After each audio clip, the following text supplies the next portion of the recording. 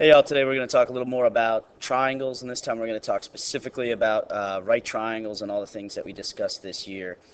So the first thing we'll talk about is the Pythagorean theorem, and you should remember, because we've used this a lot, that it's a squared plus b squared equals c squared.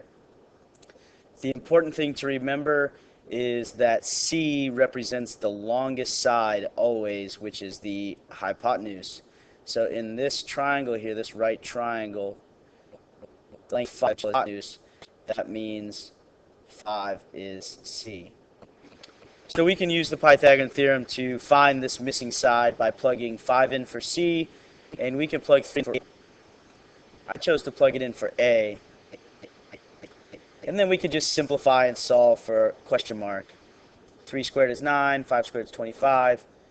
I subtracted 9 from both sides, and then we can square root to get rid of the square, and we'll find that question mark is 4.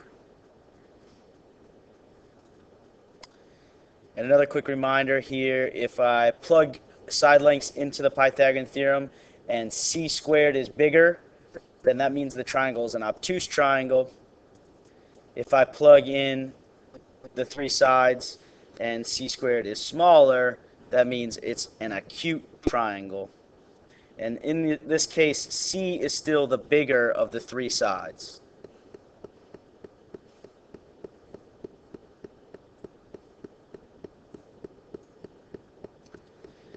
We had 2 special right triangles that we used to solve some problems finding side lengths in right triangles.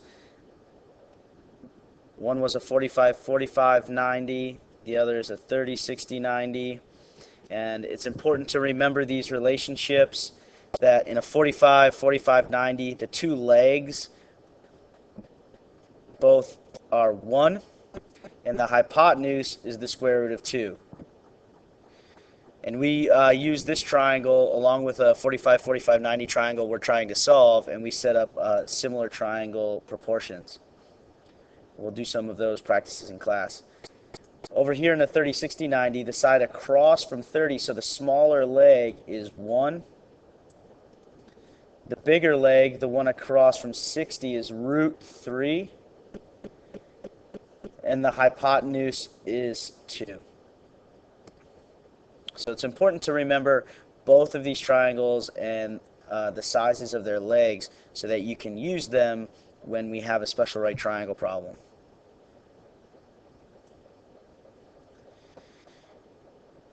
We talked about trig this year, and whenever we have an angle in a right triangle, we can label the sides of the triangle as they relate to this angle. So the side across from this angle we call the opposite side. The side across from the 90-degree angle is always called the hypotenuse. And that last side we call the adjacent side. We used H, O, and A in class, and you can continue to do that. Notice that I moved the angle I was talking about, so now this side has become the opposite side. The hypotenuse stays the same, and the adjacent is now where opposite used to be. And we had 3 trig relationships, 3 trig ratios: sine, cosine, and tangent. There they are. Sine is O over H, cosine is A over H, and tangent is O over A. You get these 3 things on the formula sheet, but they're going to look a little different than I've presented them. So it's worth your time to remember them. Remember, we called this SOH, CA, TOA, and that's a way that we talked about remembering them. Here's an example of solving a right triangle. So we have an angle in a right triangle given to us. We know one side length, and we're looking for another side length. It's not a special right triangle, so we need to use trig. Since we have the adjacent side is x and the hypotenuse is 6, we can set up this equation. The cosine of angle 73 is x over 6, adjacent over hypotenuse. We'll multiply both sides by 6 to get this set up. And then in the calculator, we just do 6 times cosine 73, and we get that x is 1.75 long.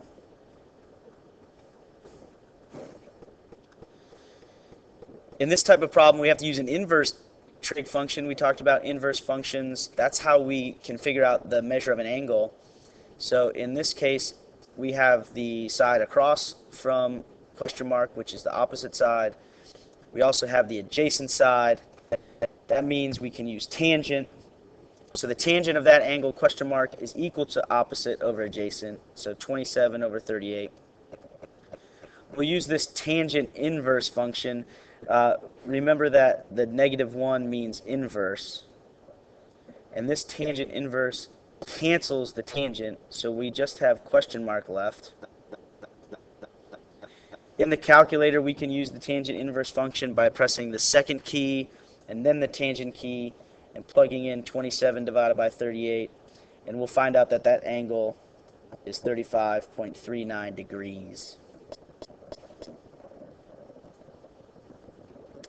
The last thing we talked about using right triangles were angles of elevation and angles of depression.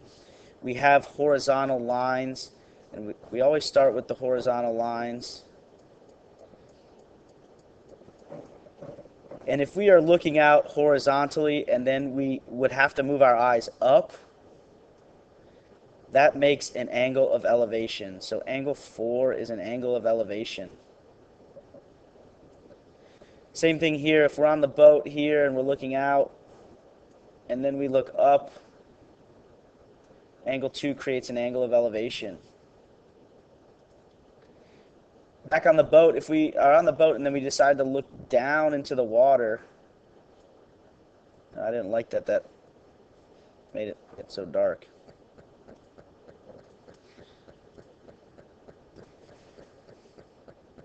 Get rid of some color here. If we're on the boat and we look down, we're looking straight across first, and then we look down into the water. This angle number 3, that's an angle of depression. And last but not least, if we're the birds and the birds are flying horizontally this way, and then they look down to see what's going on the boat, angle 1 is an angle of depression as well. So down is depression, up is elevation. And then we use those words to help us solve some right triangles using trigonometry. These were the word problems or the picture problems like this. We'll practice all these things in class together, do some example problems, and some more review.